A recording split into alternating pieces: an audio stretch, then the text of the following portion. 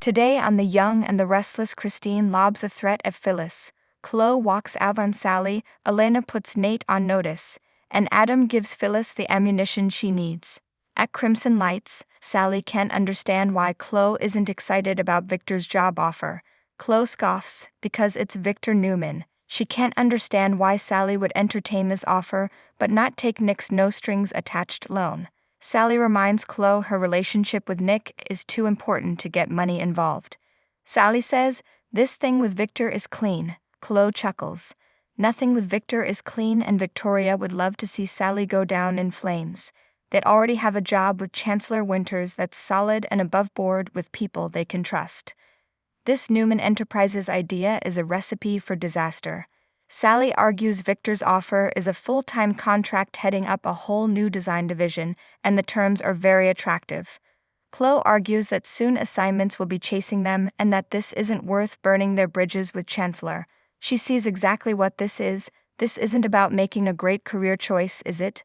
This is about proving yourself to Victor for Nick's sake. She wants to prove they've been misjudging her the whole time. Sally admits it, but it's also a great career move. Chloe sees it as Victor having his son's girlfriend under his thumb so he can control her. If she goes along with it, Victor will be controlling her too. She refuses to put herself in that position. Sally argues that Victor is changing his opinion of her. She thinks they can make this work, and it could be a huge win for all of them. Chloe wants no part of it and tells her, "You can count me out," as she walks out on her. At Newman, Nate holds a folder and tells Nikki her idea is brilliant. She's inspiring and he's honored to be working with her.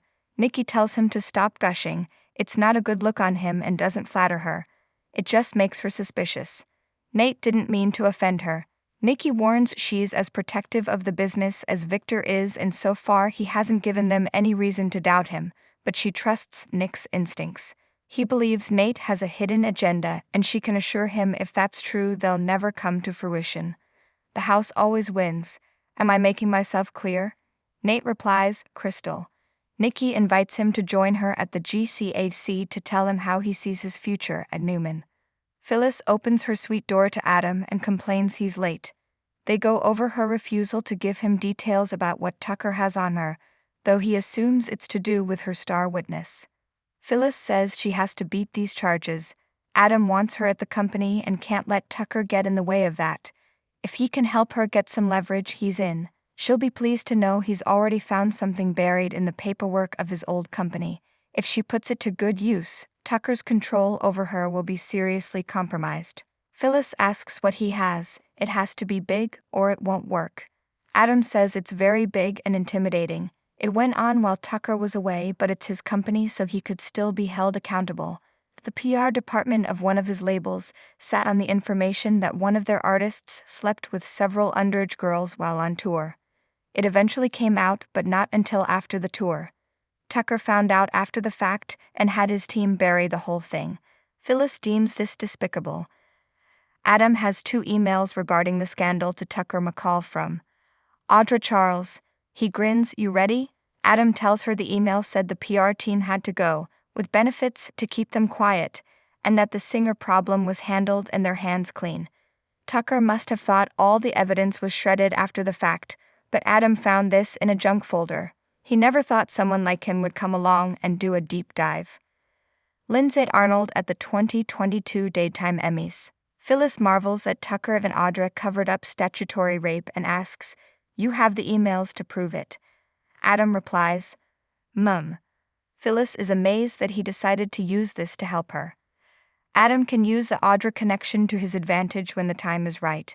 He needs the best of the best for his company, and that's her. It won't work if she's behind bars. Phyllis can't wait to see Tucker's face when she uses this ammunition. At the athletic club, Nate gushes about Nikki extending an invitation to lunch to get to know him better. Nikki stops him. She cannot bear hearing him blow more smoke. She's there to get an honest answer as to how he sees this playing out. "What is it you want?" Nate says if he could have anything he wanted, it would be to run Newman side by side with Victoria. "You're doing one hell of a job, Nikki, and I mean that, but you asked and I'm being transparent." He loves what Newman represents and hates that Nick doesn't trust him, and that people think he had a hand in him leaving the company. But having Victoria's trust emboldens him and he thinks he can be a success at Newman. Nikki then wants to know, "Are you in love with my daughter?" Nate replies, "No, Nikki, I'm not in love with Victoria. They're not anywhere near a relationship level that's ready for love." He honestly has no idea if that's in the cards. Nikki asks if they break up, what will that do for his dream of running Newman by her side? If Victoria turns out just to be a fling, he will still want to run an empire with her, which makes her wonder at his true intentions. Nate guesses she walked him right into that one. He says his relationship is built on a foundation of friendship. Down the line, he can see himself falling in love with her. He has a strong sense that she feels the same way about him. At the bar, Elena listens and smirks. She continues listening as Nikki thanks him for being honest, but points out he has a poor track record with relationships. What he doesn't understand is that he's put himself in a situation where that will constantly put him under scrutiny. If you bring her more pain and anxiety than happiness, you're gone. Not within days, within minutes, and then all your ego and ambition has gotten you absolutely nowhere. At the bar, Elena smiles. Adam comes upon Sally in the park and asks how she's doing. Sally admits, not great. Chloe refused to even consider Victor's offer. She's convinced there's an ulterior motive. Adam muses that Victor always has an ulterior motive. Sally erupts, "Can I not get a job on my own merit?" Adam says his comment was about Victor. Anyone close to the Newman circle is fair game. He'd never insult her talent. No one has praised her more than he has. Sally asks if he thinks she should do it. Adam thinks in this moment that it's great to see her starting to get some of her fire back.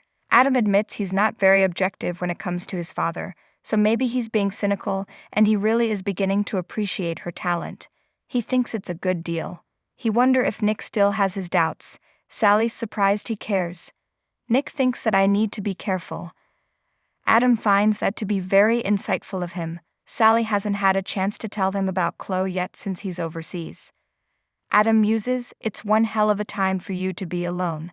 Sally misses Nick, but she's become too used to depending on him. It's nice to know she can get through the day on her own. She asks, "What about you? Is Adam finding a way to heal?" He says it's not that easy for him. Sally counters that it's not easy for her either. It's raw, painful, and hurts in places she didn't even know existed. She's come to see that she can stay in bed or get up and do whatever she can to move on. Work allows her to focus on something she can control. Is it doing the same for you? Adam shrugs that work is a distraction, sure, but he still feels empty at the end of the day. Sally urges him to keep finding ways to fill himself up. Adam asks, "Like what?" Sally says he'll have to figure that out. She gathered up the little pink baby things from her room and donated them. Wiping tears, Sally says that as much as the loss hurts, it's a part of her reality, and a part of his too. Adam doesn't want to discuss it right now. Sally complains about her shutting down. Adam's happy that she's started to heal, but he's not there yet. Sally says, "I'm really sorry, Adam," and takes his hand. "If and when you are ready to talk about it, you know where to find me, and I will listen." Phyllis runs into Christine in society, and the blonde assumes Heather has told her that her trial date has been set. Phyllis warns her not to be too gleeful about it. She has everything she needs to beat the charges. "I'm going to be a free woman." Chris reminds the redhead that her future isn't in her hands anymore. They'll just have to wait and see who the jury believes. Phyllis chirps, "We certainly will." Christine says what really offends her is how she could be so selfish as to pull Summer into this, making her susceptible to criminal charges. Phyllis moves closer and warns, "Let me tell you something, and I want you to listen closely. Do whatever you want to me. I would expect no less from you. But don't you dare pull my daughter into this." Christine tells Phyllis that her daughter aided and abetted. This has nothing to do with their history and everything to do with her sworn obligation to prosecute criminals. Phyllis says Summer was grieving the loss of her mother. It's a very complicated situation. This is on her. She put her daughter in an insane situation. She made mistakes, but it was to protect her innocent mother. Don't you dare send her to prison. That is not justice. Christine tells Phyllis if she drops her not guilty plea and accepts her sentence, she might be persuaded not to pursue charges against Summer. At the club, Nate spots Elena and asks how she's doing and how everything is at the hospital. Elena tells him to stop with the good guy act. Stop trying to be civil with me because I'm not going to reciprocate. Nate apologizes, he just wants them to be able to peacefully coexist. Elena snarks, I hear you also really want to fall in love with Victoria. Hopefully Nikki didn't fall for that. Perhaps I should have a little chat with her and fill her in on your definition of love. If she doesn't believe her, she could always have her talk to Lily or Devon. These games he's playing are eventually going to backfire on him, and they are going to burn you down to the ground, and who knows, maybe I'll be the person to light the fire. He asks if she's finished. Elena says one more thing in case I didn't make myself clear. That was a warning. Stay away from me. She stalks off and passes Nikki, who approaches Nate and muses. Well, another ex reduced to a pile of rubble in your wake? Is that what my daughter has to look forward to after all she's been through? At Newman, Nate tells Nikki he's glad they had lunch, and that she forced his hand to clarify where he stands with Victoria. Nikki muses that his run-in with Elena wasn't exactly confidence-inducing. Nate insists that had nothing to do with him and Victoria. What they're building is so much deeper and more significant, there is no comparison. Nikki tells him Victoria has been through more in her life than he'll ever know. No one deserves a transparent relationship more than she does. If he can provide that, he's looking at his new best friend. But if she turns out to be his next Amanda or Elena, he's looking at his worst nightmare. In the park, Adam thinks alone and then walks away.